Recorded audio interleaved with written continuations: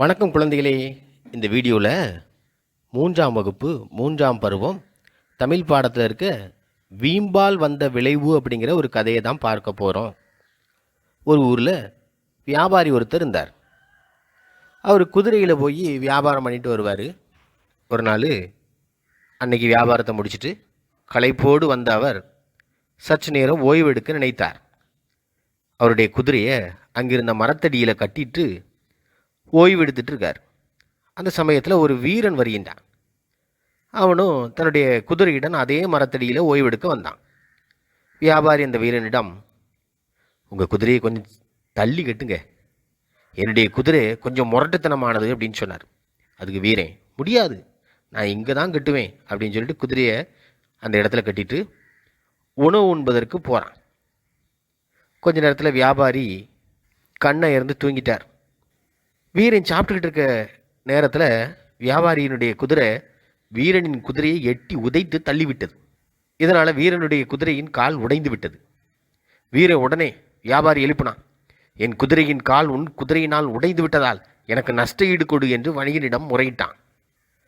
அதை வியாபாரியால் ஏற்றுக்கொள்ள முடியவில்லை.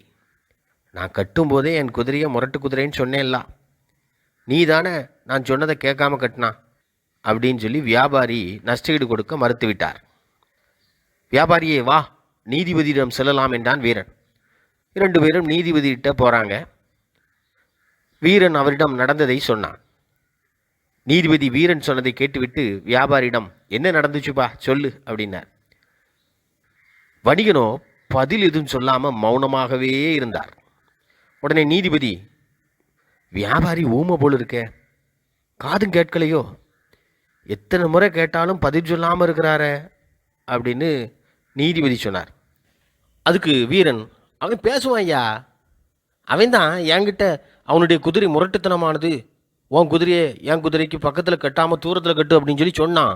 நான் தான் என் குதிரை வீர குதிரை அப்படின்னு சொல்லி அந்த இடத்துல கட்டி வச்சேன் அப்படின்னு சொல்லி முடித்தான்.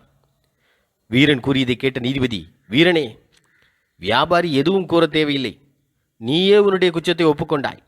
வீம்பு குணம் படைத்த உனக்கு வியாபாரி எந்த வகையிலும் நஷ்டஈடு தர தேவையில்லை என்று தீர்ப்பு கூறினார். நீதிபதியின் தீர்ப்பை கேட்டதும் வீம்பு குணம் படைத்த வீரன் முகத்தில் அசடு வழிந்தது. அதை கேட்ட வியாபாரி, ஐயா நீதிபதி அவர்களே, நான் மௌனமாயிருந்ததற்கு மன்னித்து விடுங்கள், உண்மையை புரிந்து கொண்டு நல்ல தீர்ப்பளித்தீர்கள், மிகவும் நன்றி என்று கூறினான்.